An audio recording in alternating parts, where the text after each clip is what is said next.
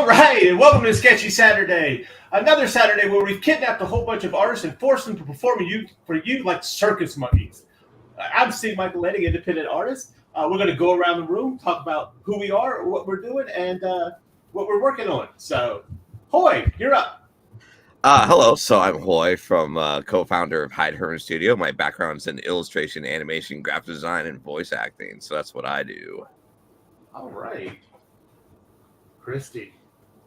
Yeah. Well, I'm Christy Shin. I do a comic called Demon Bitch. I create that, and it's about a low-level demon from the 13th pit of hell where people throw their dog shit in gum wrappers. And she wants to bring the second coming of Armageddon, but the first one never happened because she's dumb. So she's based on girls I hate. I'm also the president of the Comic Art Professional Society, which is a Los Angeles-based networking group for people. It's not necessarily networking, but it's a group where artists in the sequential arts, like penciling, inking, colorists, and letterers, as well as writers, can join and be exposed to all the other resources and conventions and all that we can provide. Awesome. And first time on our network, and pleasure to have it, Art Victim. Hi. Hi. Hi, I'm a B Spy, art Victim. I run an art brand called Art Victim, artvictim.net. I do a lot of different things, do stickers and patches and artworks for products and things like that. I'm kind of playing around in some comic book commissions and things like that. I do commissions, just all kinds of artwork. My background, been doing art forever, did tattoos for 13 years, got out of that. Now I'm here on the Indie Comics Network. Awesome. Hey, look, we talked about this before on our style Kamikaze when you chimed in, but let them know where you get your name from, Art Victim. Well, I mean, it's a cultivation of things. I was gonna do I was gonna do a tattoo back in the day for myself and I was gonna say "Victims Aren't We All" from The Crow. Yeah. We talked about it on your channel that one time, and you guys pegged it because it came from that, and just my long run of art and the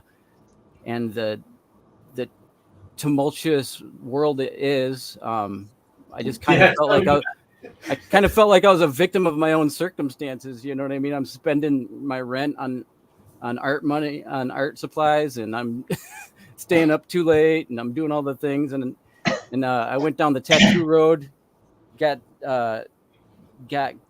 I had to get out of that because of health issues and all the problems. It felt like I went down a long road, but I went down the wrong road. You know what I mean? So, you go down the path least traveled, and you end up finding there's a cliff at the end. And what do? You can't really go back. You went so far, so you got to find a way down. And I guess that's where Art Victim came from.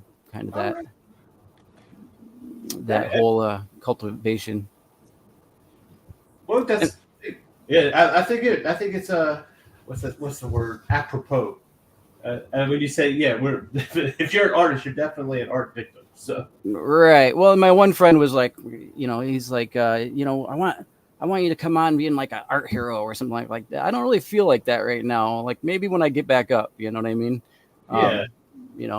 So there's a lot of struggles to go along with being an artist, and that's what I was feeling at the moment. And then it just sounded street. Let's be honest. It just sounded street. It was a good tag for tagging the garbage cans around the old workplace, and so I went with it. There you go. Hey, that works. So I'm trying to use. This is the first time I've used a quill pen.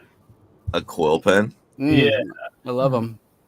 And I'm like, this is the first time I tested it out right before I came on, and it definitely is something to fall in love with. Mm-hmm. I'm not any good at it right now, but still, I like the control that it gives you.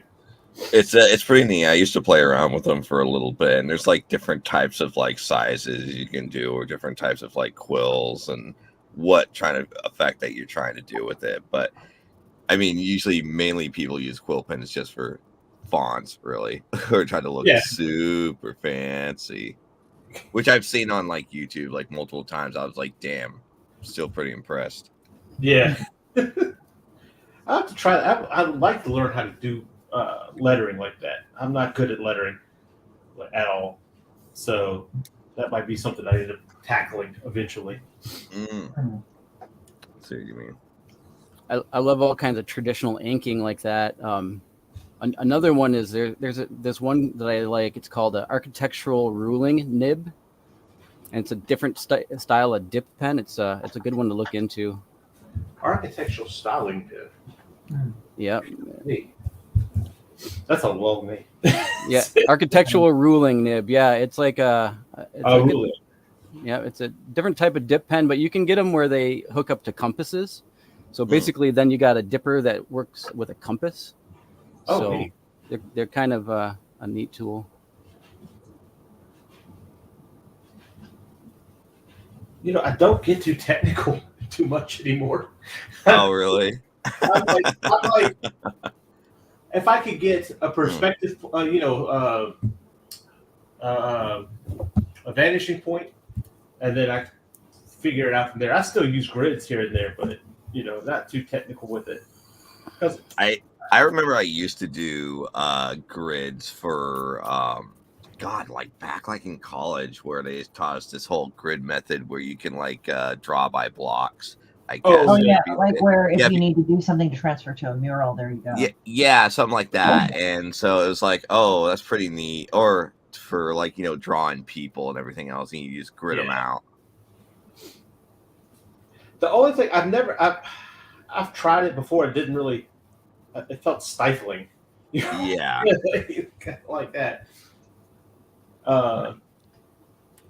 If I use a grid or anything, and it's not really a very technical grid, it would be for buildings or backgrounds and things like that. Yeah, I think that makes sense for for perspective. There's another method too that's been around for quite some time, but it's where people look through a little tiny little glass thing, whatever, and it projects onto the paper. But you gotta do it during daytime, and then you're looking back and forth on on the buildings, and that's what a lot of professional illustrators did back in the 1800s and stuff like that. Because that's how they got all this heavy detail on all these buildings and architecture that they did. Yeah. Let's all think that they're just think that they're just doing it out of their heads and everything. We're not going to tell you the secret. Mm-hmm. I think Rockwell was the same way. I think he had some photographs, and he used those and projected them to get that realistic look he has. Mm-hmm. I know Crumb, I remember in his documentary, they were driving all around. Yeah. And they were kind of, they just took pictures because you needed to do ones of street lights and everything. So we just went around and just took all these pictures. Yeah, I mean, who did the list that he had all these friends? I think somebody asked, it was one of the interviewers said something, asked him, well, how do you get your women to look, realistic? Oh, I trace them. It was a big. Oh, shit. Sounds like a couple of things that I've heard from some of the artists. It's okay. Now, I understand tracing the form. Sometimes in some people, you have to go and save time. And I mean the form, not the actual artwork, but the form. But it's funny because sometimes you can see people that have traced things, and then you're like, oh, they ripped that artwork off from The Legend of Korra and shit. Well, their tracing is from photographs and things that they've taken pictures of, not other people's artwork. Yeah. Yeah. I think that's still frowned upon, so, unless you're learning. Yeah, I think tracing probably for animation, if you're trying to gain kind of have to style, do that consistency. Yeah. No, but I'm just saying artwork. No, I think that's a different ballpark there, because I said, I remember watching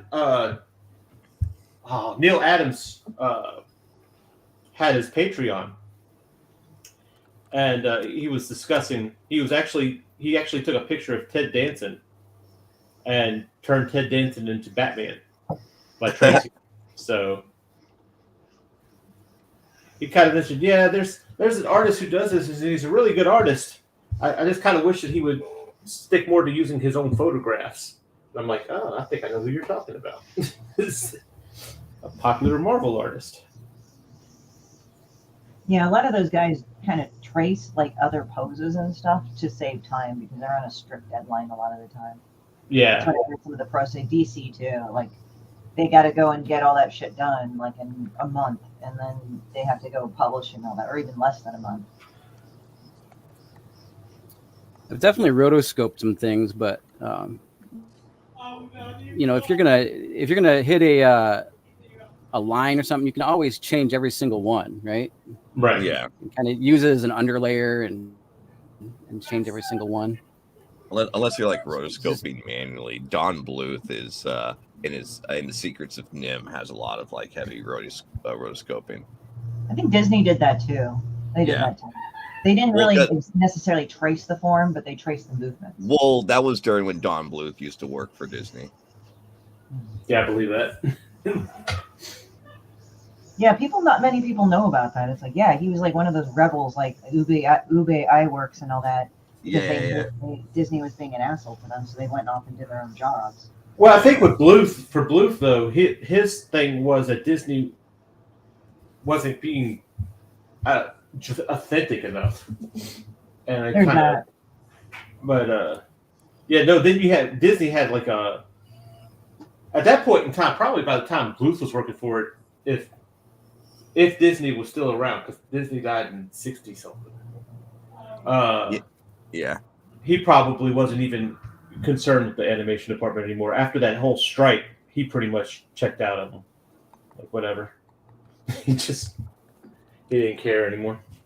Right. That's why he was focusing on Buena Vista and all the movie stuff. Well, with Ube Iwerks, like when he left Disney to do his own cartoons, excuse me, and then some of the coloring was a bit off, like in the cartoons. And that's when Technicolor came in, but since he couldn't use Technicolor, his trademark, essentially Disney bought, I wouldn't say the rights to it, not the exclusive rights, but it's like he had the monopoly on the rights to their form of color system. So other people had to do different things. That's why the color system looks off in some other places, because a lot of them didn't, the people that had the off color system could not use Technicolor because they weren't allowed to. That's some shit. That is just cold-hearted. Yeah, that's why Ube Iwerks had to go back to Disney. I think he had to go back to Disney at some point because it's like he fucking left Disney. He said, "Fuck you guys." And he came back afterwards. Yeah, Iwerks is like the Tesla of animation.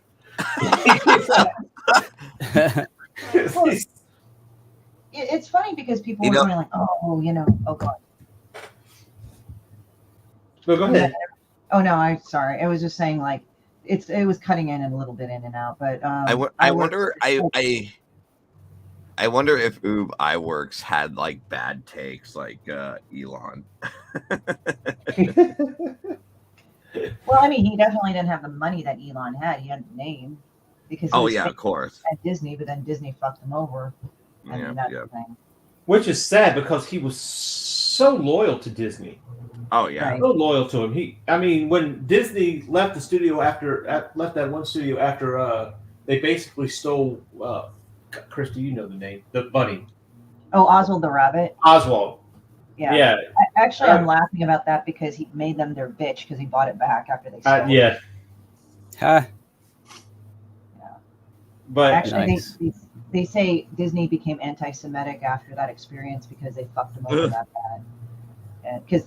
And I'm not justifying it, okay, but the reason being is that the directors were Jewish and they got mad about that. So, but mind you guys, this is the 20s and 30s, so that type of shit was about more accepted then than now. But he really didn't like Jewish people. I'm like, damn, dude, seriously. Well, to be honest with you, I've heard that, but I've heard both sides from different people. Yeah. Yeah. In different ways of life have said certain things, and the one side that really says that he was the way he was, or that way, I don't.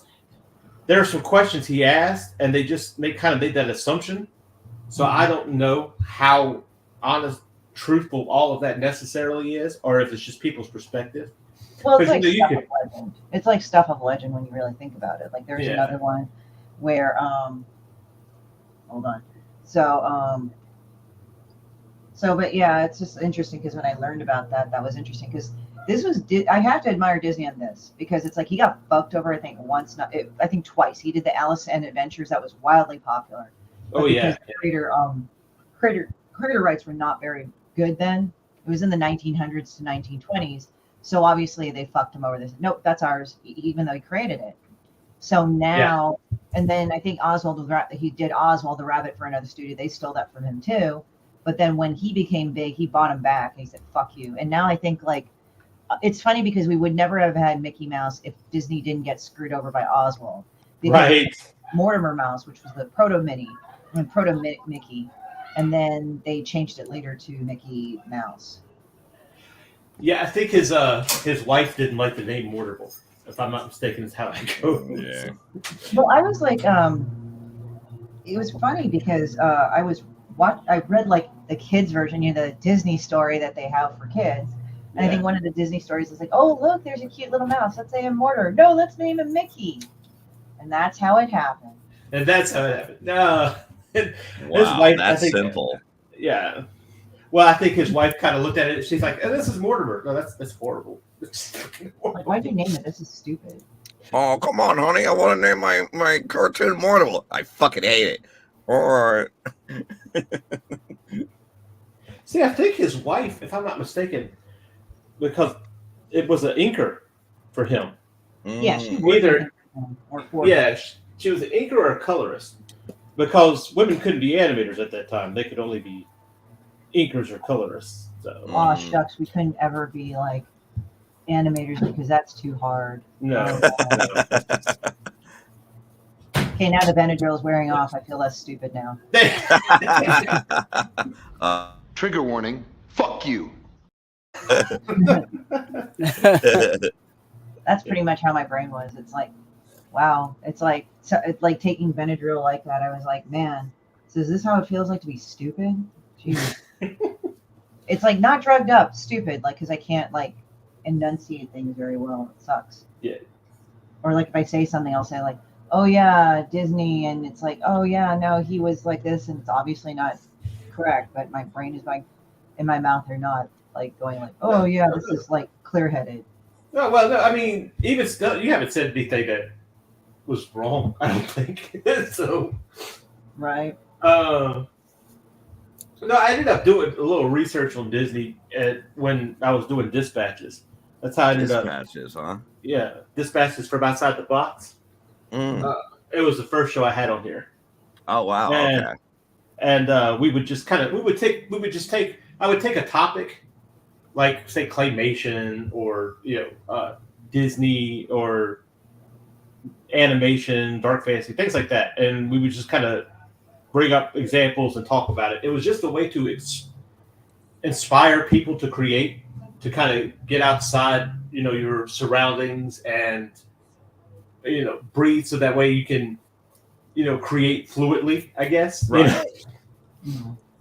And I ended up having it takes a lot of time because you're sitting there, like I said, I'm trying to, because you want to bring something to the table when you go, when you set these things up. And so I'm reading, like when the Jim Henson one, I ended up reading his autobiography and looking stuff up for that. So that's, if you're an artist, it kind of has a tendency to take its toll trying to do that. So you can either be a researcher or an artist. I decided to be an artist. Who knows if I made that? Who knows if I made the right choice? I think alternate version is researcher version of you. Sometimes I wonder what's the alternate version of me in a different timeline. Like, would I have been an artist, or would I have been like some sort of like some sort of evil corporate woman or something?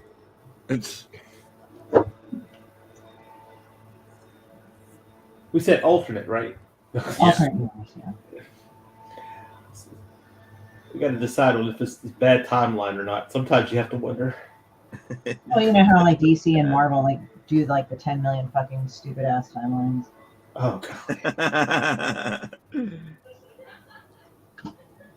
They just won't let the multiverse go. They're Yeah, like, like- this is the thing that makes us money now. What We're if Iron doing Man makes it- existentials. Well, Right. and it covers their crimes, right? Right. Yeah. I They're mean, like, I was Oh, just looking sorry. into Starfire, and they completely changed her whole lineage like three times. I feel. Yeah. And then they Oh, go yeah. and say, well, this is the multiverse version, so you can't bitch because it could be canon, it could not be canon, but it is canon, but in this universe. Oh man, can you imagine somebody had to cream themselves when the execs were like, "Wait, what do you mean? There's a multiverse?" Like, Yeah. yo, it's like, cha-ching. Right. Good thing they have those, so when they make horrible marketing decisions, Exactly. they can go say, "Nope, that never happened." Like that tone deaf thing about safe space and Snowflake. I'm like, why did you write this? This is stupid. Yeah. Well, it's like the whole Daredevil Netflix show and all that. When they first came out with it, and they even geared some of the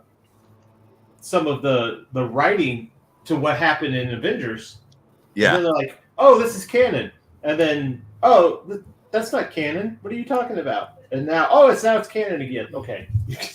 I mean, with the live action Daredevil show, it started off really strong. I was like, especially that intro was like pretty fucking sick. But I guess like over the other episodes, I was like, what the fuck's going on here?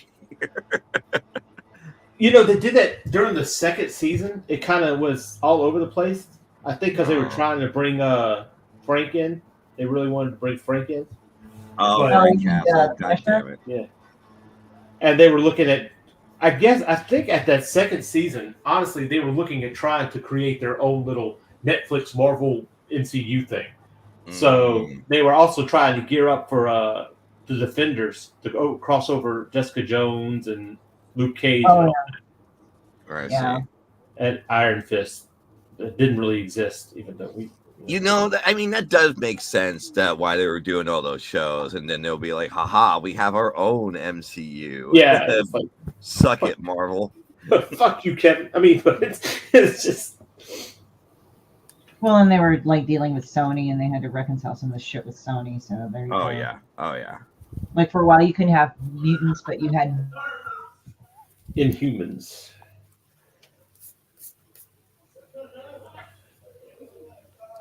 Which now I guess Inhumans we don't talk about those anymore. What are you talking about?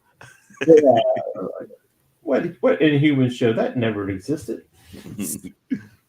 But we're gonna have the guy come back in Doctor Strange.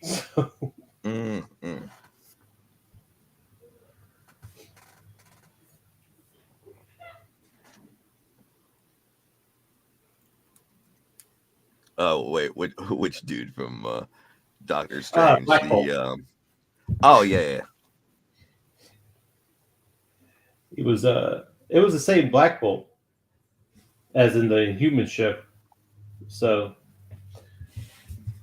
it's kind of funny on that whole thing too, because they're like they started Agents of S.H.I.E.L.D. to be, and I only watched like, I don't know, 6 episodes of Agents of S.H.I.E.L.D., but they started it like to be canon with the MCU, and Art Victim has completely changed. Wow. And Imagine that. yeah, they started it to be canon with the MCU, and then all of a sudden now it's everything else is canon that wasn't canon, and I guess that's not canon. I don't know. I can't keep up with this. I checked that a long time ago.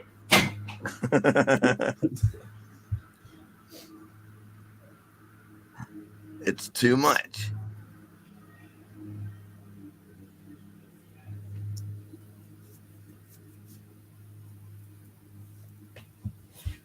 Man. Like take it back. Hey, John? They can John take Mark. it right back. Yeah. Oh, did Christy Shin pop out? I think she was having some problems with her internet. That's why she got. Oh no, terrible. She'll show back up. Yeah. Can't keep a good Christy down. I'm liking that. Is that a tank girl? Yes. Yeah. I did it. I sketched it Awesome. on here a couple weeks ago. Thank you. Hey, Yeah, sorry it about looks that, pretty guys. For some reason, my computer decided to go, "Hey, fuck you," and then just go like, "Yep." You know, we hear that. Yeah. Yeah. Yeah, sometimes Computer my computer problems? does No. that. What's that? Dangers of being a digital artist. There's so many pros and cons on it. Oh yeah. I mean, as long as you save everything prior, it should be good. Yeah, right. I got a button. I pushed it. So the most important shortcut I have is save. Yeah. But like you said, Art Victim, you said they changed Starfire's like history. Her whole history, yeah. I mean, I'll Yeah. give you like a whole cliff notes. She was on she was born a princess on a planet, and her sister was born without any powers, basically. So they made Starfire the princess, and then the sister was very angsty about that, and then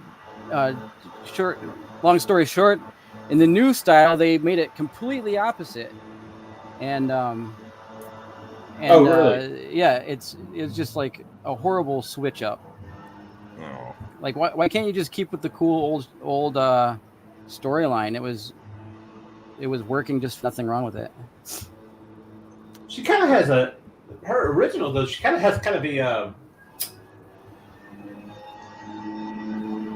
a very not mixed. I don't know how to say it. Risque background too, doesn't she?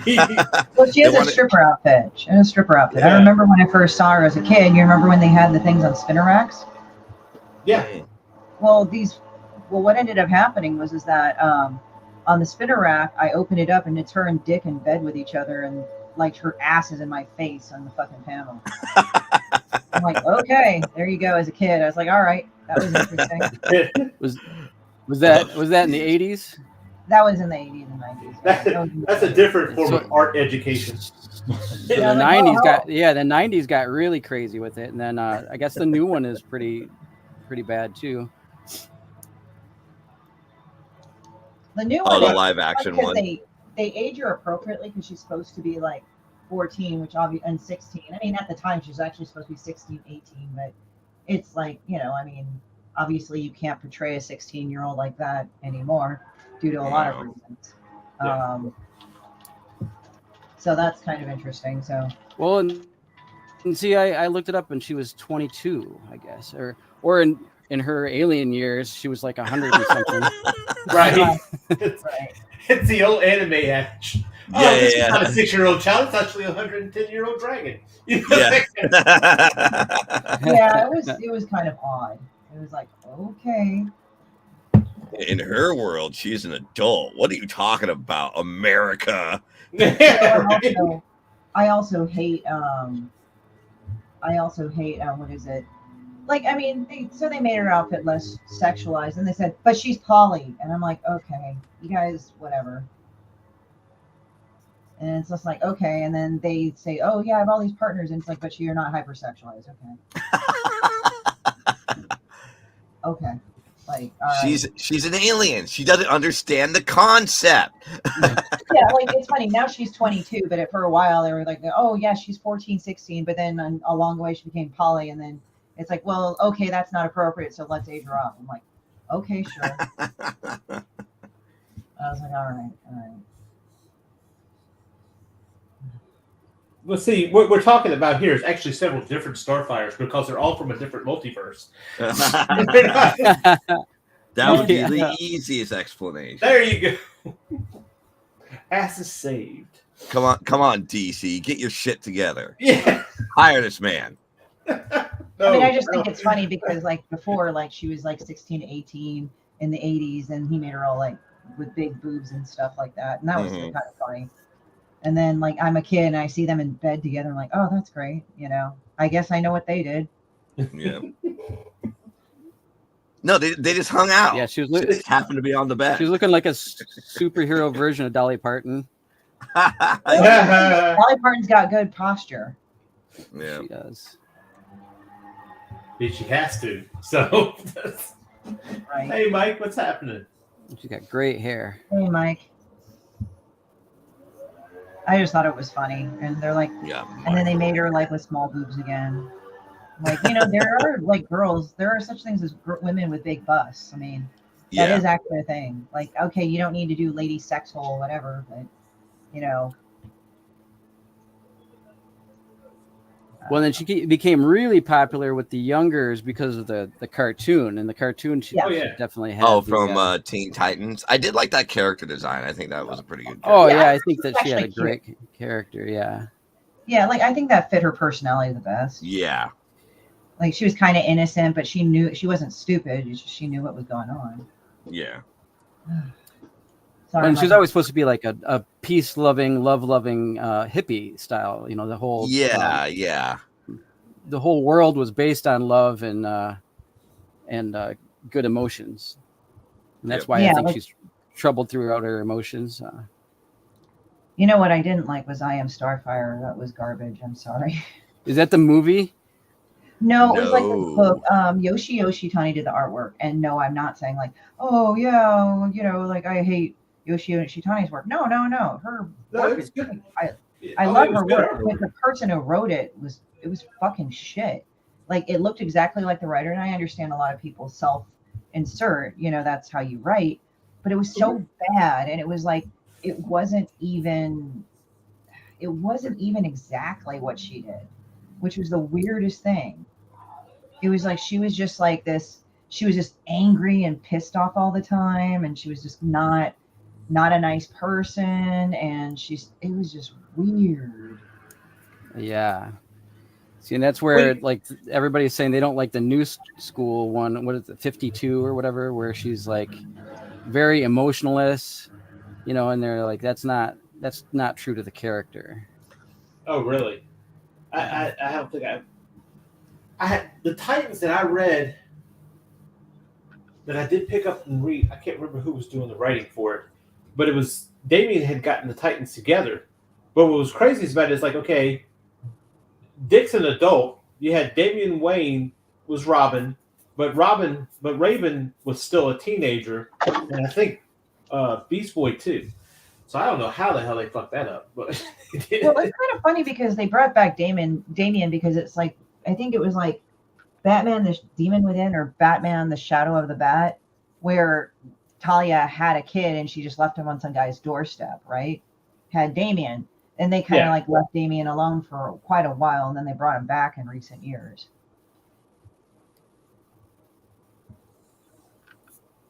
I mean, I like Damian myself, but I know a lot of people are more of a Tim Drake. Was it Tim Drake? Yeah, Tim Drake. The Drake fan. I actually find the Drake thing funny because Tim Drake fucking hates Damian's ass because he was such a little prick to him. So they kind of have this rivalry going on where they kick the shit out of each other, which is the funniest thing ever. I don't know too much about Tim Drake. I didn't really. And what I know about Jason Todd, I think I learned from an animated movie. So. From Red Hood or what? Yeah, I think so. Yeah. Oh yeah. People like Jason Todd version a lot more. It's like it's the best, edgier version of Robin. Well, he had problems. I think that was the thing. They were like later on saying, "Oh, he had problems and everything." Like, yeah, I mean that too. But like the only reason why I know that people like Jason Todd more because I've seen a lot of cosplayers do him a lot. Yeah. They actually developed it better, so he wasn't just angry and anal. He was like he was actually okay. But yeah. Hey Seth, how's it going?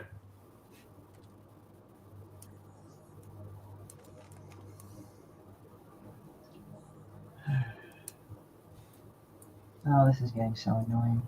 Sorry, guys. No, my computer decided to reboot randomly, and now it's like fucked up all my interfaces for some odd reason. Oh no. It's beginning to piss me off, to be honest. It's like, stop fucking with shit, guys. So now I lost the picture that I was working on. It wasn't like that big of a deal. I was just working on it. No big deal. Oh yeah. Yeah, it's just one of those things. And then it just is your shit like overheating, or have you checked like how much dust has accumulated inside No, it your. wasn't anything like that. It was just like it Oh, just okay. rebooted my computer, and I'm like, what the fuck is going on? Because my computer is set to reboot when I tell it to. Hmm. So and I'm usually good, and it was just at the blue, like it just shows where, by the color dots, it shows what it is. Right. That's what's irritating about it. Mm.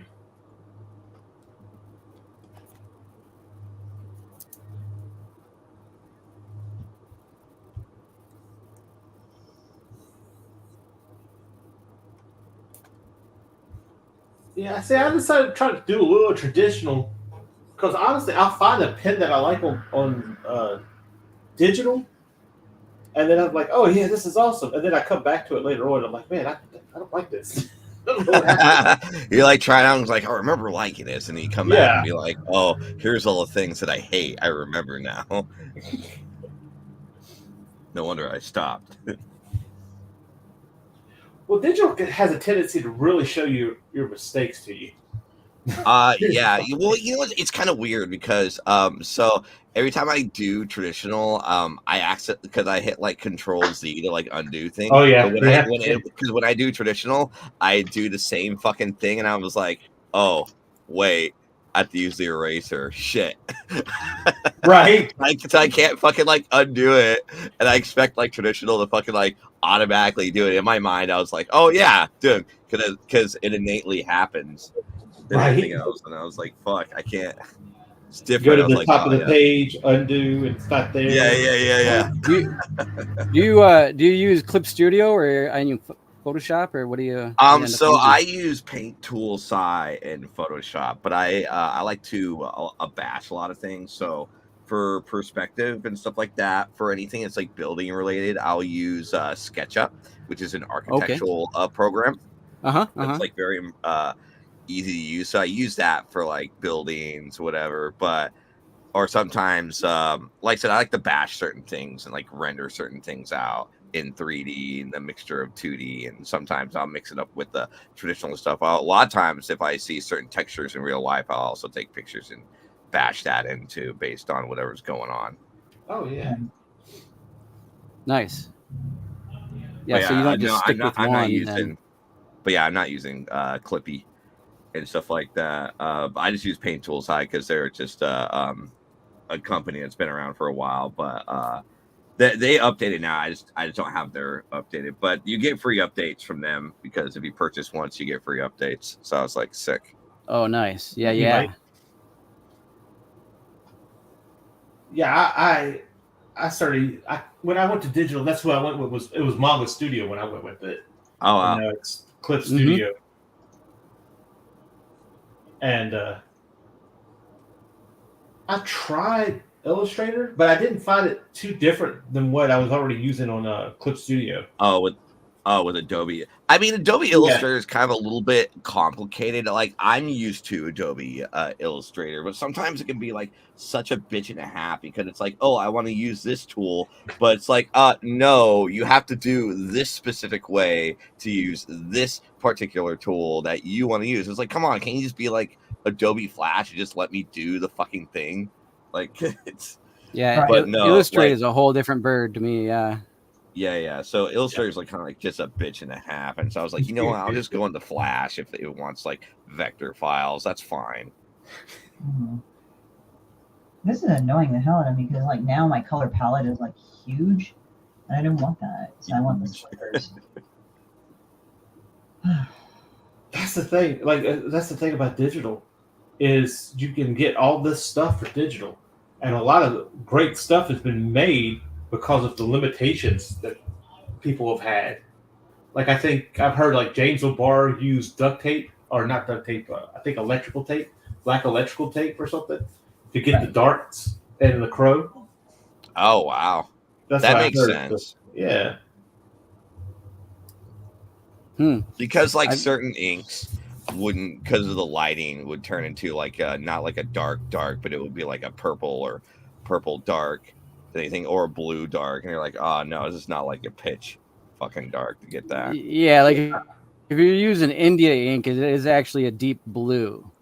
Yeah, like sometimes. Yeah, this is, and I don't know inks at all, really. Like I said, this is kind of new for me. In fact, I've had these inks and everything around for about a year now. I've been meaning to do. So this is the first time I broke it out. They just been collecting dust for all this years. They're like, you know what? Yeah. I'm gonna use these. I'm gonna try before this. the ink dries up. Yeah, right. So, and it's in the jar, so I guess maybe, I don't know how long it lasts though. But what was I say? I forgot what I was going to say. Oh yeah, this is supposed to be super black.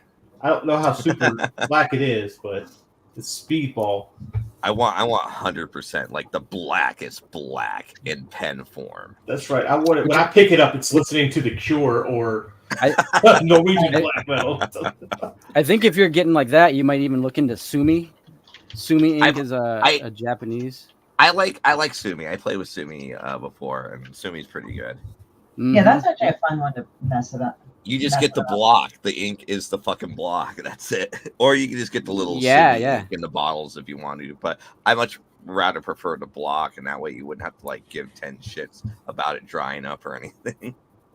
Yeah, that's the premium stuff. I was watching how it's made. It's pretty crazy. Wait, a block?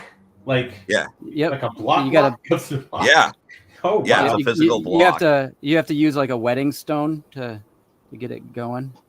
Wow. That's another level right there. Yeah. I've never heard of that. It's really fun. I remember doing Sumi ink when I was like in high school. Be like, we're gonna make bamboo, and this is how you make bamboo. I was like, wow. Man, all we had was square dancing in our school. Damn. Whoa! No art school for you. Where did you learn art? Yeah, YouTube. Right. Wow. YouTube universities taught me a lot. YouTube has like so much. Way more than my community colleges ever taught me. There we go. I finally got it. That was like such a annoying fucking thing. Very nice Starfire. Thank you. I'm like, I got to get started on some ink here real soon. If I only got an hour and a half, but I like to. I've been doing a motto of take more time on my pencils. Take more time on my pencils. Makes sense. All right, now we got it back in order.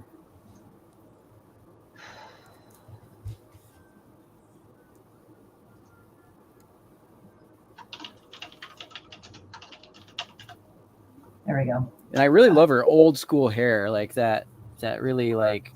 Oh, John Burns hair, kind of. Yeah, the original, kind of like to kick it back to the original a little bit. Who was that? Sense. George Perez? Christy? Yeah, George Perez. Yeah, he actually said that how Starfire kind of influenced him, or how he was influenced to draw Starfire the way he did. It was like a showgirl. Huh. I forgot which one they named it, but I forgot what it was.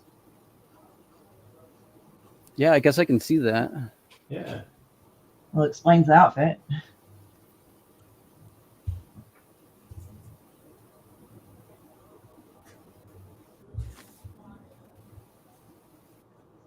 I heard he was a really, really nice guy, though. Very nice guy. Oh, yeah. It's interesting. His wife used to make all his shirts. So all those colorful shirts his wife made them. His wife made them. That's wild. Mm-hmm.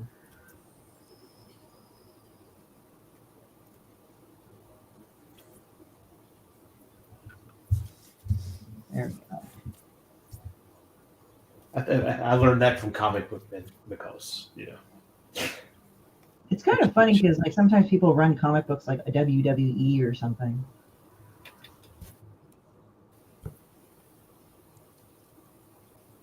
Wait, say that again? Like people run comic books like WWE. Oh, like yeah. So who do you think would be? We're talking about World Wrestling Entertainment, right? Yeah, That's what I was thinking too. Or WCW. What is it? It used to be WWE, and then there's and then it used to be WWF, and then the Nature Group got pissed. Oh my gosh, I love it though. Have you ever seen yeah. the Pandas Wrestling and it said WWF on it? Yeah. You had funny. WCW, you had WWE or WWF, then WWE, and then they merged in together because it used to be two separate entities and two separate shows and stuff like that, and then they merged into like one thing. I think you had an ECW, ECW, yeah. ECW, oh yeah. And now they do have an AEW. Yeah. I don't know. Yeah, it's crazy. And then now Vince McMahon is effectively gone along with a couple of other people, so I don't know what the fuck's going on. Yeah. Well, I think Vince is out. Actually, he's got some debauchery going on. So they kicked him out. But it's kind of interesting because that fucker has resisted getting fired so many times. Or when he's gotten fired, he's always gained back power. But it's I think because he's just older, he's fuck it now. I think my favorite bit is where he was being interviewed, not in a way how WCW does interviews, but he was being interviewed, and then he goes and be like, "Oh no," and then he just slaps the interviewer. I was oh my god, dude! Sounds like Dr. Craig. Yeah, they used to have that older guy on there who was the the announcer. I can't. Billy the Bob, or I can't remember. Yeah, I think I have a clue who you're talking about, but I can't figure his name. And he had a dark mustache at the time, and he's like, let's get ready to rumble. No, that's no, wrong guy. No, this guy was he was a commentator, not really an announcer. He was yeah. Was he did he have glasses with a cowboy hat? Yeah. Yeah, I know who. Sometimes he had a cowboy hat. Yeah. He's kind of a pudgy guy, He's a pudgy. I know who you're talking about. Yeah, he was very beloved. And then I remember somebody body slammed him. I'm like, what the hell are you doing to the poor guy? Even if it is fake, you can't do that. You're gonna hurt him. That was a cardinal sin. If you were gonna body slam somebody, you don't body slam. Whatever Bobby something. It was his name is Jim Ross. Jim Ross was his name. Golly, am I totally off on that? Anita says, I'm going to start making your clothes. Is this a commentary on your taste, see? No, this was a commentary on the fact that George Perez's wife made clothes for him. So I know, but she wouldn't have said that unless there was something going on. No. Although, who knows what kind of style she'd end up giving me. I have shoulder straps. I don't know. She probably dressed you up as the Dragon Lord or some shit. I feel like it would be a lot of safety pins, which I'm okay with considering my youth. So you said that your hair used to be like Thor's. I did have long hair. I had long hair, up to about a year ago, and when I was stuck in the hospital, and I got into a rat's nest, and I said, "No, I can't take this anymore." I freed myself. Said, okay. No, I hear you. When I was in the hospital for my surgery, it's for the longest time you can't take a shower, right? And then they'll bathe you, they'll sponge bath you, but they can't. And they have dry shampoo, but in reality, the shampoo is so. It's it makes your hair all messed up and knotty, right? Yeah, it was the first time I was in there, I couldn't get up. So I'm stuck in the bed, and basically you had maybe a sponge bath. Look, that first hospital visit has completely and just totally destroyed any pride I ever had. So I'm free from that, free from hair, free from pride. So wait until they shove a catheter in you, and that's I think I just spit all over my paper from that. Exactly that's one of those things. But see, that's one of those things that I fear, but it's kind of like death. Well, eventually, it's going to come. Oh man! But you got to be no, I don't want to die in a pile of my own shit. Right. You're like, damn. I'm like, yep. I don't think anybody wants that. I mean, that's pretty true. Yeah. Yeah. I mean, the only reason why I'm saying is that I had basically I had a pancreatic tumor, so they had to go in my guts and rearrange it. So it's like I if people go like, "Wow, why are you joking about this?" I said, "I have reason to." It's called gallows humor. That's how you cope. That's just... Oh yeah, when we've discussed like health stuff, we're kind of like really bad about it because we start being fucked up all the time. I mean, I'm sure, Chris, like after your experiences when you were in the hospital, you probably just had the most messed up humor where people are like, "Oh, wait a minute." Oh yeah, absolutely. Well, I remember actually, I ended up, I was out of work, but I ended up having to go up there for something. And a friend came up to me, and he doesn't have a filter, and he's like, "Oh, so you gonna die?" Or like something like that, and it's like, well, maybe, but but I had another guy there. He came back and told me later on. He's like, I didn't like the way he came up and said that kind of stuff. Don't worry about it. I think if you're like on your like dying bed, whatever, that if you're able to like to make your doctor, your practitioner be able to laugh, I think you made it as a human being. Right. It's really hard to make those dudes laugh. They're like, he wasn't funny. He pissed me off with all this. They just stand there and just stonewall you. You're like, God damn it. It's like I could understand that. Like if you're I don't want to say the receiving end because he was the receiving end too, Chris, but it's like if you're the spouse or something, you hear that shit. It's like, I don't find this fucking funny for a reason. Yeah, right. So I hear that on that. The nurses enjoyed me. That's all I gotta say. When my friend visited, it's like, yes, oh, you're visiting Christy? Oh, she has a very interesting personality. She's a very interesting person. I'm like, oh, Christ. But I mean, I wasn't like an asshole to them. I mean, so obviously I was that, but I would say all sorts of crazy shit just to be funny. See, that would make me mad because now I feel like you're putting a lot of pressure on me to perform. What do you mean interesting? Don't tell people I'm interested. Well, one of my friends, Cheese Dog, he passed away some years ago, but it was funny because his brother, I became good friends with his brother after he passed away. And if you don't know who he is, he was part of the guys from fugly.com. And he would fuck with people all the time. But one of the things he would say is that he told me that his brother told me, oh yeah, what he did was that he would like start talking on Thanksgiving about the Incredible Hulk's penis and what it looked like. And that's to a point where his mom was saying like, okay, John, don't talk, like just don't say anything. Could you be quiet? So he was quiet.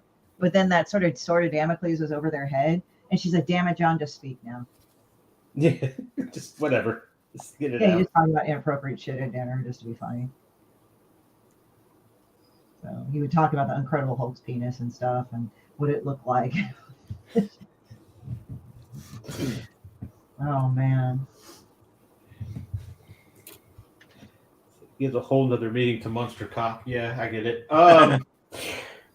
I just saw that clip from Mallrats, and it's been a long time since I've seen Mallrats, where Jason Lee's talking to Stanley.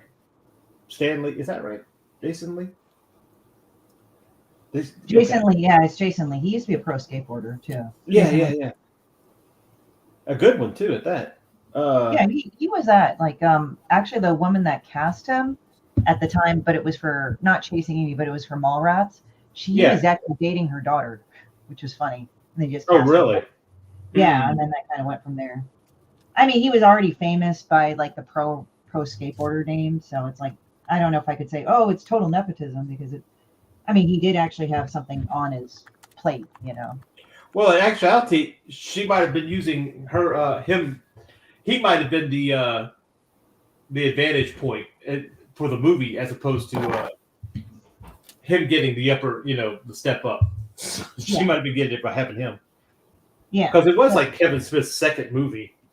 Yeah. And it was like the first big budget one that he's done. So, I mean. Yeah, because Clerks was a sleeper hit. Yeah. Yeah. Did anyone see like the new Clerks? I'm not sure. It's like Emily Grove. It's like good. Clerks 3. It's like Clerks 3. Oh, really? Yeah. Yeah, because they came out with a Clerks 2 where it's like 10 years the fuck later and everything. Right. And then they come up and then they had, oh, okay, now Clerks, we're all fucking old now. Yeah, because I don't know if it still like lives up till like up to the first Clerks or anything like that. I say it's kind of sad. Oh. But no, I mean, like it means to be sad. I guess is what it means. So But it's kind of like we're still doing this shit after all this time. What did we do? Yeah, like come the fuck on, Kevin Smith.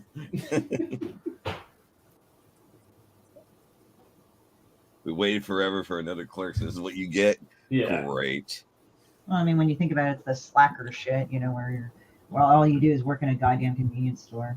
The first one was funny as fuck though, because it was so much stuff. And his cheating girlfriend comes back, it's like, oh, he was so good. And it's like, what are you talking about? Oh yeah, weren't you in the bathroom? He said no, and then she fucked the dead guy that had died earlier.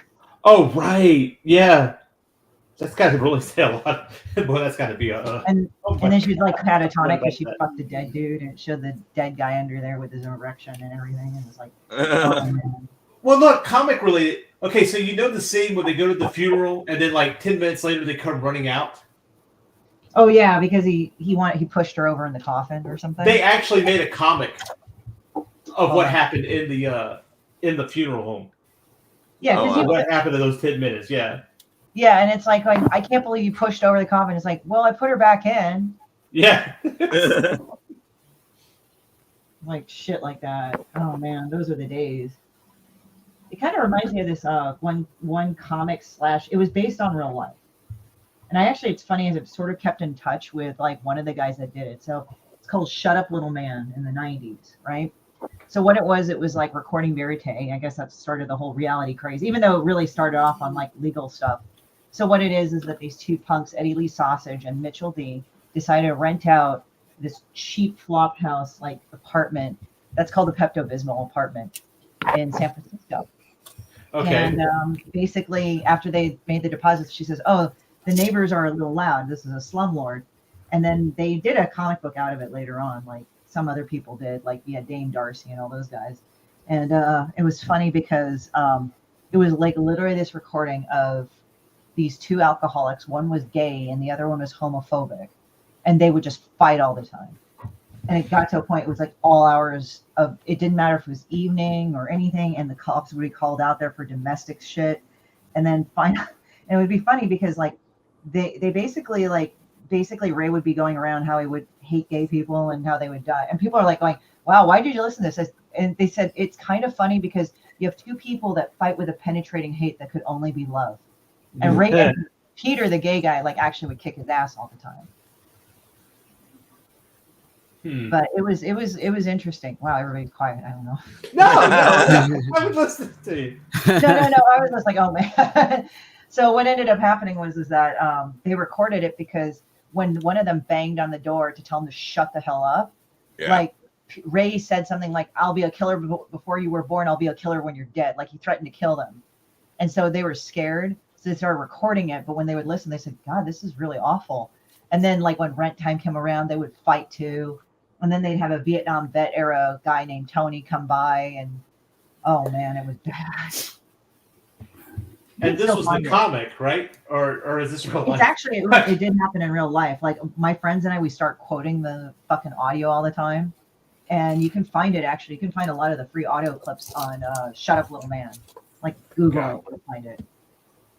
But we had the CD, we just play it and we just start laughing because it was just like so fucked up. Like they also would have parties where they would invite their friends over, not my friends, but the two original guys, and they bought a cheap Radio Shack mic, and they put it up to the walls, and they just listen to them fucking fight all day. Then they made it into a comic book, and they actually made it into a underground movie. You know that guy that played Otto in Beetlejuice, the big black, big guy black? Yeah, he played Peter. Oh, he played Peter? Yeah, and Peter says some shit too to Ray. Oh my god. Yeah, I love that guy. It's a shame he's not around anymore. Yeah. Oh man. Yeah, but Ray would say all sorts of shit to. I mean, not Ray. Well, Ray would say his share of shit, but Peter really would cut him down too. She's like, "Shut up, little man! Shut up, little man!" all the time. Of course, the SFPD were probably not very happy being called repeatedly out there. Ugh. And at the time, like, I would go up to the Bay Area a lot because that's where I grew up in. And then we'd say, dude, let's go over by fucking like the Pepto-Bismol place. And we'd drive by and look at it. We actually went to the drugstore where they got all their like fucking liquor and shit. It was called Mohammed Al-Looney, and I actually got to talk to his son. And I said, what were they like? And he said, oh yeah, they were this. He was a really nice guy, but I felt like just following up on it. Oh, it was a time where you could talk to your underground heroes, and you would just listen to them. And then Eddie Lee Sausage, I kind of got to know online, so we talk every so often.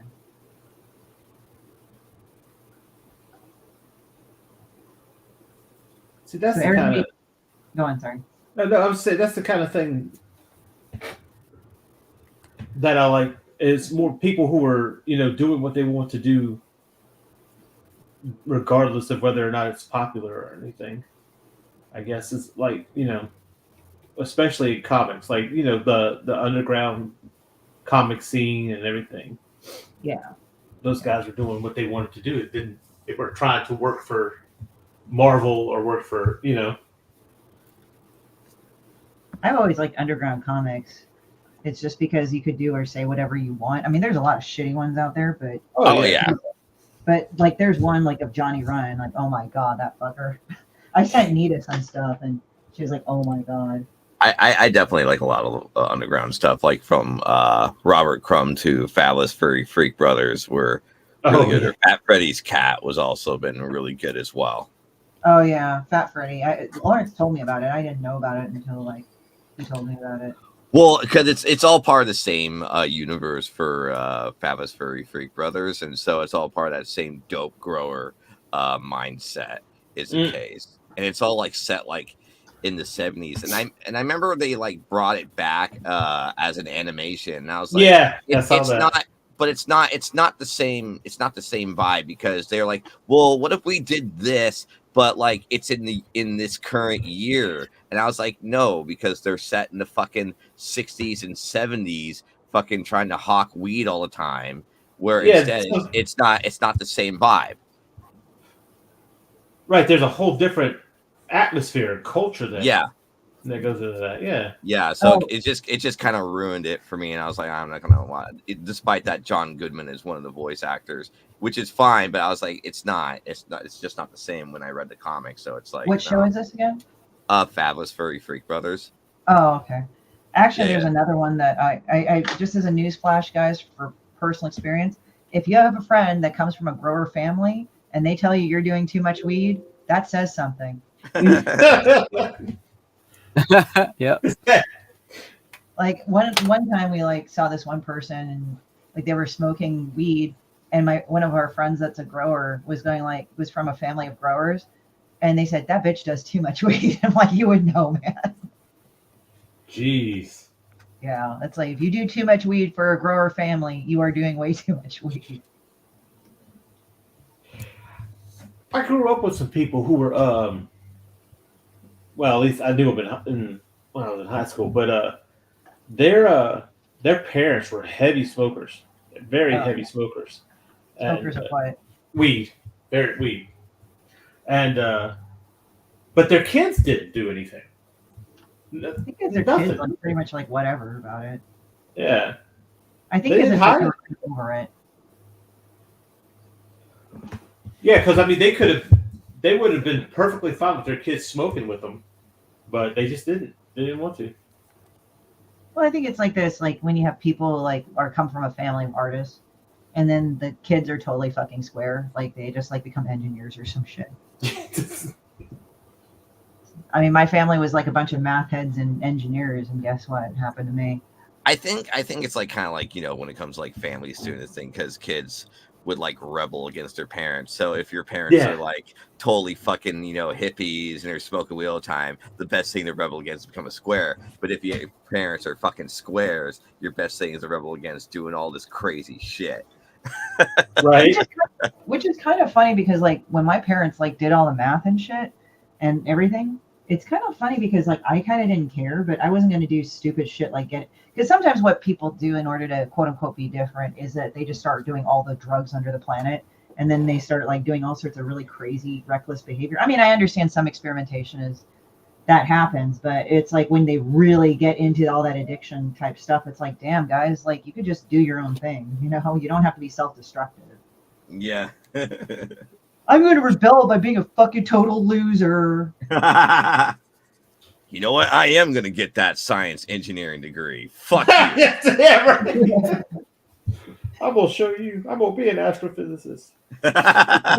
It smells like weed. I am weed. That always gets me every time. Because now I think of, I don't know. So Art Victim, have you seen that one where they said they had the first homeless Muppet? No. Okay, they said, oh, this Muppet is the first homeless Muppet. And it's like, Oscar the Grouch has been living in a garbage can for over 50 years, man. Yeah, but that's his home though. He's got a home. It's just a garbage can. Well, it's funny because I remember when I was a kid. Now, granted, like over in California here, like we have bum hotels like you wouldn't believe. Like, goddamn, you guys, like they have like their bum shit in like the shopping carts and everything, and they tie 4 of them together to create a shelter. It's like some of them I'm like, damn, you guys are inventive with trash. And I mean, right. Yeah.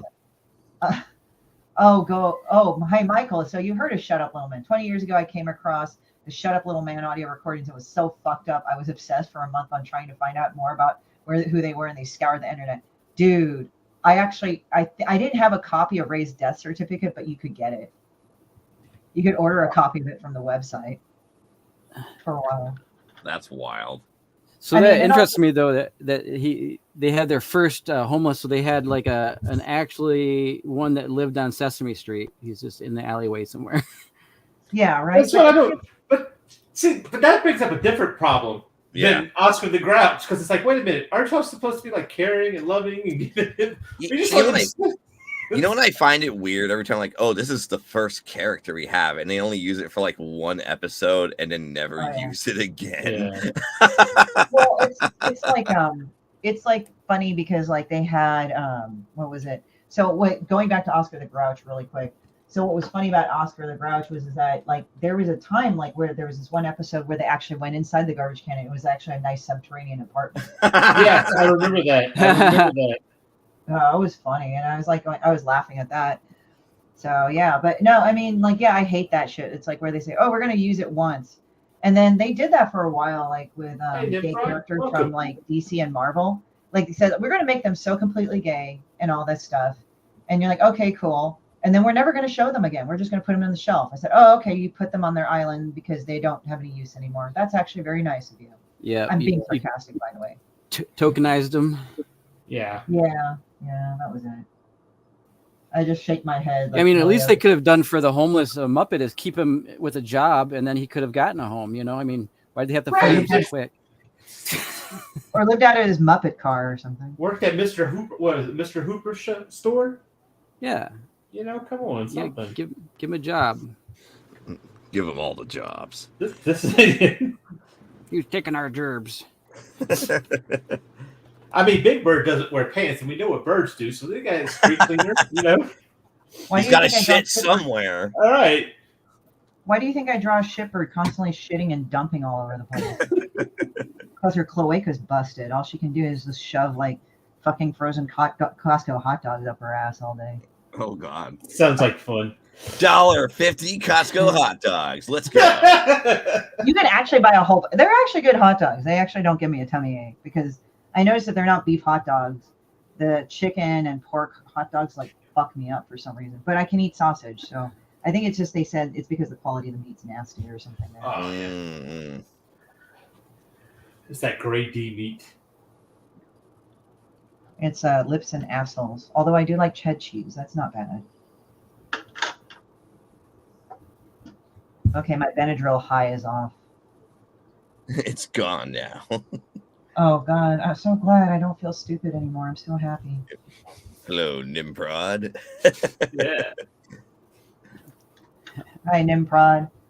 Yeah, like guys, find Shut Up Little Man. It is the funniest shit you will ever hear.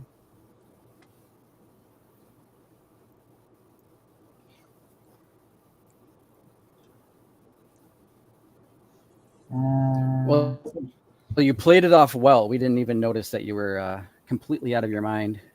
Oh, maybe that says something about me. I don't know. Well, from all that weed you spoke, I guess maybe it just kind of you have a natural way of going with it. I don't know.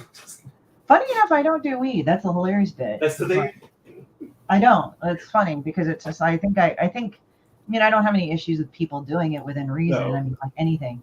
Although in California, because it's legal here, sometimes you like go in California and you walk by, it's like that some motherfucker smells like a head shop, but like one of those stinky head shops where they don't clean shit. And you're Right. like, God damn, dude, we know you like it, but could you calm down with that shit? Like, there have been cons where we sat next to people and like you could tell that fucker smoked, but it was like so much. And it was like, hey, calm down, buddy. It's legal here. Don't worry about it. Yeah, we call it Yeah, loud. yeah. Those Yeah. people are loud. Yeah, like they really literally smell. And it's like, oh God, you know.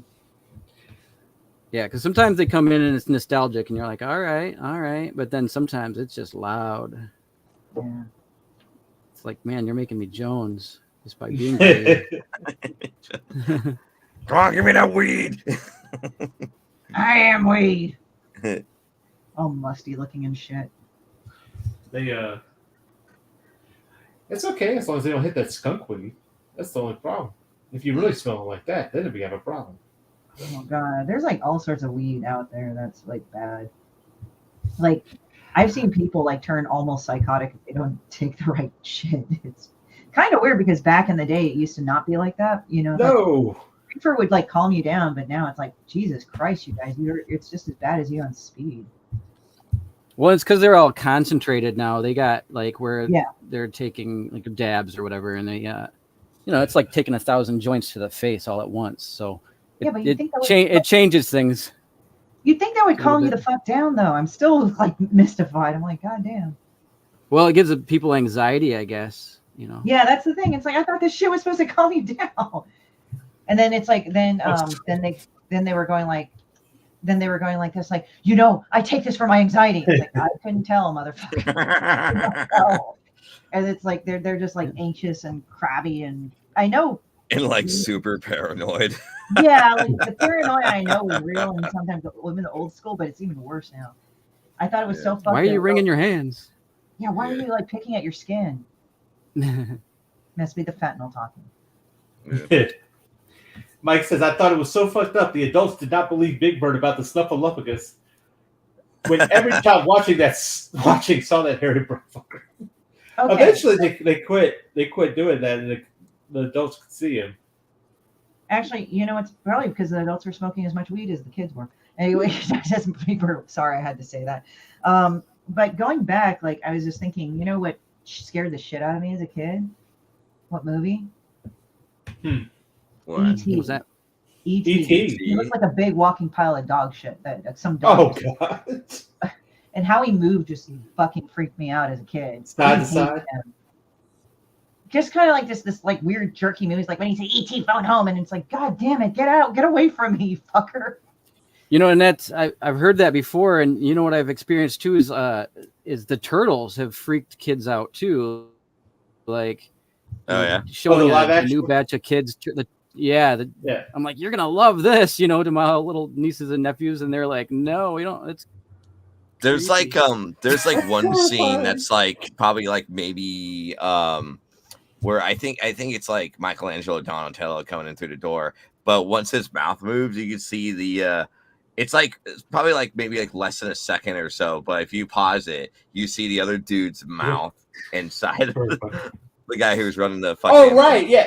I think you it's, can see his fucking mouth and everything. It's Donatello and April standing there. And Yeah. They're looking over Leonardo. Yeah, I know exactly what you're talking about. Oh golly, that is horrific. Yeah, the thing is that what I say is that in the old school Teenage Mutant Ninja Turtles, it was actually really cool to watch. And I think like if a kid displays that going like, oh my god, I find the turtle scary. It's like, well, I'll let you know what's even scarier, and then you show them fucking E.T., who's a walking pile of wet dog shit, and then they'll understand your perspective, how you're not freaked out about anything anymore. Right. I never found like E.T. to be like, that scary. But I think it becomes scary when you're watching E.T., but also like your parents are like constantly fighting at each other. Oh God, yeah, domestic disputes are kind of like that at another level of child's life. Like, shut up! I'm trying to watch E.T. I hate you. You're a fucking asshole. You never were great in our marriage. And it's like, Mom, shut up, fuck. And then ET's all spazzing out and he looks like a fucking bleached piece of dog shit in the fucking coffin shit. And it's like, and it's like adds to the general level of loss and noise. Yeah, Mike said that ET was scary and messed up with his burn victim appearance. Oh, that's insulting to burn victims. He looks like a wet pile of dog shit. Burn victims. Here. There.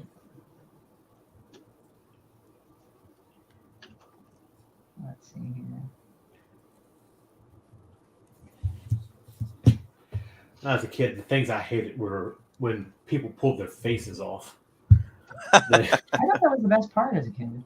Oh my gosh. When what was it, V? That V miniseries with the lizard That shit was awesome. Oh yeah. Yeah. I went to bed early on Friday nights. No, I'm not watching that shit. That was creepier. Like I mean I liked them, but I could see where it'd be creepy where like, you know, like what is it, like the Gremlins or something, or what, not where it was like the melting wax effect that they used to do. Oh yeah, yeah. You know, like in I like Raiders of the Lost Ark. Oh yeah. Oh yeah. Oh yeah. I like the part where like in V, like they would pull the skin back from their heads and like have the lizard face, and then that's they keep like part that I rodents didn't and like. shit. I like Manimal too. They did that same effect. Critters, I think, had that that wax effect where their faces melted right off. Oh yeah. Also, they ate things too. Like when the ball would roll over the people, it would be like a skeleton because they were like piranhas. Oh yeah. I think by the time Critters came out, it was a little bit later than V. So at that point in time, I had gotten used to it because I remember watching the Critters movies. And there was like, golly, I must have been 10. Mike says I was too young when me and my sister came across an uncut videotape of The Evil Dead in our older cousin's place and secretly watched it. I think I was 10. That's fine. Well, and then like some of them, like Legend and what are those other ones, the Never-ending Story, the Dark Crystal and stuff, they would freak some kids out. Oh yeah. Oh yeah. Labyrinth. Labyrinth's really good. Yeah. One, Yeah, they were great, but yeah, sometimes if you tried to break in kids too young, they would be like, "No, this is crazy. Don't like it." How old are you? 2, 3? Here, come look at this. Yeah, come on, you're gonna love this. It's got Muppets in it. The blackest pitch. Oh shit! It's real scary, real quick. Freaking Tim Curry coming out look so Satan look. Yeah, the best devil ever. Yes. That fucking outfit almost broke his neck too, because the horns are so huge. Oh, you know, I could see that. Yeah. Yeah, I watched Labyrinth and I was like, oh, it's very 80s. Yeah. I'm always surprised when a girl has not watched Labyrinth. I'm like, I'm about ready to take your girl card. Like, this is the best unicorn movie ever. Like, how can you not watch that? Yeah. Oh no, it's so good. So good. You get to like watch David Bowie and his codpiece and shit. Yep. And they're like, oh, isn't it weird that he's like 35 and he's trying to seduce a 15-year-old? It's like, okay. It's like, guys, like, understand, like, yes, that age thing, but you have to understand Jareth is hundreds of years old. Well, and he's typecast. That makes it better. Yeah. Yeah, but the thing is that it's about like where he's in love with this girl named Sarah, and like he's like a mythical creature. So it's kind of like, all right, you know, what do you want? I mean, they never have sex in the film and all that. It's just like, it's actually just all mental. And I mean, I know people like, well, that's a grooming shit. It's like, he's supposed to be like an old ass motherfucking like mystical. I thought that she was there to get her fucking, you know, her little sister back. Her little brother, because she fucking hated her little brother, yeah. Yeah. Because she wanted to go out and do like 15-year-old things, and her little brother like was fucking pissing her off because he had to like, he was crying all the time, and he fucking like needed to be babysit, and she was pissed off about it. Oh, you like a typical fucking teenager. Yeah. And if I only knew the words to say, to get the Goblin King to come take you away. Just say the Goblin King, come take the baby. Yeah. Some mystical words. But the thing about that is, if you look, that the show started with, she was going back after, he was trying to keep the kid. She was trying to get the kid back, and he was keeping her from getting to the castle. Where it became a love interest was like that 1 second, and it was like, what? I like to think it was Child Protective Services came in. Just have to call CPS and see your mom charges you and beats you. It's all a metaphor. It's not. Actually, there was this one where Kelly Osbourne, when she was 19, admitted she was very rude to her mom. She basically, I guess she was arguing with her mom, typical teenage shit. And then she basically called her mom a big fat donkey dick. Of course, her mom slapped her. And so she calls CPS. And CPS says, so what's going on? So they ask her, it's like, why did your mom hit you? And she said, oh, yeah, because I called her a big fat donkey dick. And they said, never call us again, and hung up on her. Like, damn.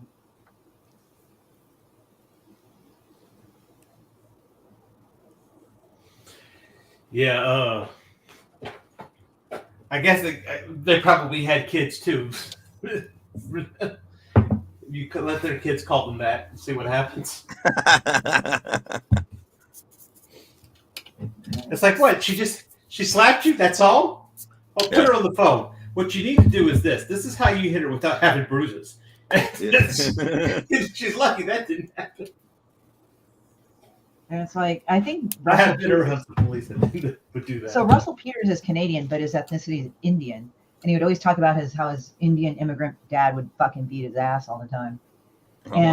Basically said, yeah, I knew this white kid named Ryan. He was just angry. Like, Ryan, go clean your room. Fuck you, Dad, Mom. He was angry. And then later on, the kid tells him, oh, just call CPS on them. So he said, I'm going to go call CPS on you if you hit me again. To his dad, he said, oh, really? He said, well, it'll take 20 minutes for them to get over there. So I have time to work on you in the meantime. So call this bluff there. Oh my gosh. Wow. Speaking of unicorns, the last unicorn movie blew my mind. Yeah, it showed a naked chick. I didn't expect that when I was a little kid. I was like, what the fuck?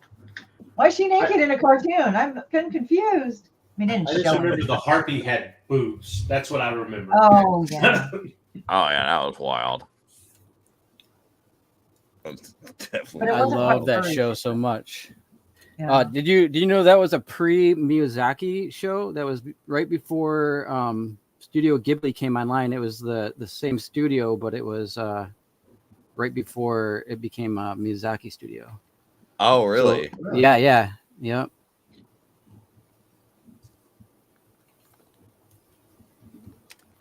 I was blown away. I kind of figured it, but I was blown away when I heard about it. Oh, yeah, because they did do an animated film of Last Unicorn, didn't they? Or was that the Last Unicorn was animated, and then Legend was like the live action different one. Yeah, that's the Last Unicorn. Yeah, it was. It had the whole musical score by America. Oh yes. Yeah. And they would sing The Greatest Adventure repeatedly, and you just wanted to go break the fucking TV afterwards. No, that's Hobbit. No, yeah, that's Hobbit. Oh yeah. But yes, that is true. Like, stoned ass butterfly, like at the beginning, he's like singing some weird ass song. Oh right, Red Rover. Yeah, I know it. He was. Needle loves that movie, so that's how I know it. I mean, I knew it beforehand. Well, no. Well, see, the thing is, they say Labyrinth. You revoke your guard card if you have your girl card. When you don't watch that movie. Legend. Legend. No, Last Unicorn. Last Unicorn is that. Like, definitely, that's the little girl movie, because that's like when My Little Pony was around, like in the 80s. Oh, thank you, Mike. So, like, if you like unicorns and shit like that, you had to watch that movie as a kid. Yeah. Yeah, I think that was my introductory into anime, period. That and Nausicaa. That's what I was going to ask. Nausicaa, was Nausicaa the first Studio Ghibli? I guess I don't know. It could very well be. It was close. Let me see. We'll look it up. We got the internet. We're on the internet. It's kind of funny because before they redid it in the 2000s, it was really shitty. It was called Warriors of the Wind. And it was very badly. Like the fucking voice. No, it was Castle in the Sky in 1986 was there. Oh yeah, Howl's Castle in the Sky. Yeah. Yeah. I thought that predated it, but yeah, Nausicaa Valley in the Wind. She was that movie. It was funny because it was like actually dubbed in America as Warriors of the Wind, but it was just, like the dubbing was horrible. Like I swear to God, it sounded like somebody hit Nausicaa's voice actress with a fucking like 2x4, so she couldn't talk right. Oh, okay. So Nausicaa did come out before Castle in the Sky, but it wasn't technically a Studio Ghibli. Oh, was it? Oh. No, Oh, but okay. it wasn't Miyazaki. Oh, it's under me. Oh, huh. Okay. So it must have been right before he opened up the studio. Yeah. Huh. I've never really looked into that. I just keep waiting for they'll have an autobiography or a biographical movie about him pretty soon, I'm sure. Right. Oh yeah. Actually, I was explaining on one of the shows yesterday about Junji Ito. Like the reason why I bring him up is that they compared him with Miyazaki. Miyazaki is like actually with this crabby fuck, but Junji Ito is like this really nice guy. Like, oh hey, how's it going? Yeah. But one of my favorite books from Ito is not his horror books. They're good, but it was the one Dallas. Remember that one Kai has, of the cats. I forgot what it's called. And it's like he. Oh yeah, he did a book about his cat. Yeah, and it's kind of funny. He draws him like all like freaky and shit, and he's like, "What are they doing?" And he's like this hyper like scared of them. And then it shows that the actual photos of the cats, and they're just regular cats. Huh. I think they're both dead. I love Junji Ito. Yeah, he's good. He genuinely has like. And I did see that where they're like polar opposite of like what you would think. Like, yes, you would think that Junji Ito is like a dark, gloomy guy, but he was actually really lighthearted, and vice versa with Miyazaki. Yeah, Miyazaki's just this crabby fuck or something. Which is funny because like sometimes when people come up to me about Demon Bitch, they're going like, sometimes I've gotten the comment like, "Oh, I thought you would be meaner." Like, what? I think there's something to be said with getting your demons out. Like, yeah, right.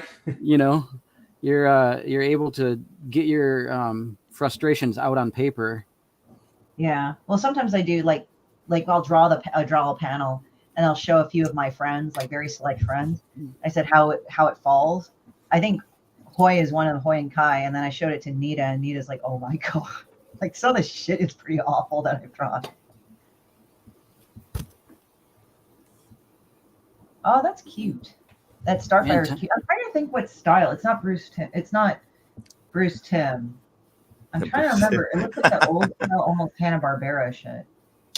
Oh, really? I really respect that because that's probably what got me into art back in the day was Thunder the Barbarian. Oh, yeah, nice. Yeah. One of the very first.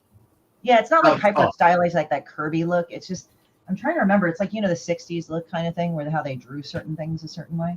Yeah, well, I really wanted to reference some of the 80s hairstyle that she had with that, all the curls and stuff like that.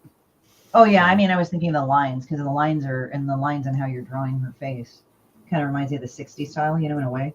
Oh yeah. Well, and then I referenced old winged eyeliner, Yeah. Yeah. 80s pop. Yeah. Yeah. Oh God. Are you gonna traditionally color or are you gonna digitally color? I'm probably gonna color it with markers. Which I was just looking at the time, and we're at like 1:29. Right now. Oh yeah. We need to go ahead and go around the room. I just said that. Wow, we had a barrel of fun. It's all wacky. Absolutely. Yeah, it went by too quick. All right, go ahead and tell them where we can find you. Everywhere, man. I'm gonna get my screen over, but artvictim.net is like where I funnel everybody. Artvictim.net is my website, and I do have links there. Yeah, I mean that's basically it. I got a link tree I could throw up in the private chat for you to put it into the channel, maybe. But I got a website, and it has all my store stuff on there. This will be on there when I'm done, and I stick some of the stuff into prints and t-shirts and stuff like that. Right. And everywhere in Google. Everywhere. Oh, okay. There you go. You can find me over at hidehermitstudio.com. And also, we're happen to be on Twitch, Facebook, Trovo, here on YouTube, and Kick. That's where you can definitely find me at. You'll also find NXS there. Oh, sorry, wait. So I'm Christy. I do Horror Tour Studios. That's my thing. I put the link tree in there. It's Linktree Horror Tour Studios, and or if you just Google Demon Bitch, I'm pretty sure you could find like all my socials and everything is on my Linktree, including my store where you can get a signed book from me, as well as my artwork, either print or original. And also I do commissions as well. So go ahead and submit it through there. And also, I'm an affiliate with Vampire Freak, so if you go use my link, you actually get 10% or more off. Because I love shopping at that store. All right, and just a reminder now, if you want a commission from anybody here, contact them directly. The links are in the description or whatever YouTube likes to call it this week. For me, you can check me out again tonight on Art Style Kamikaze. Well, I'll be diving into something else that I'm not familiar with painting. We're going to be looking at some film grab and trying to get an idea of how to apply color palettes. So check that out. And as always, anything else, find me at landingart.com. That's LANNING art.com. And that's about it. Till next time. Oh, look, it's the wrong card. No, never. Well, then get your shit together. Get it all together and put it in a backpack. All your shit. So it's together. And if you gotta take it somewhere, you know? Take it to the shit store and sell it. Or put it in a shit museum. I don't care what you do. You just gotta get it together. Get your shit together.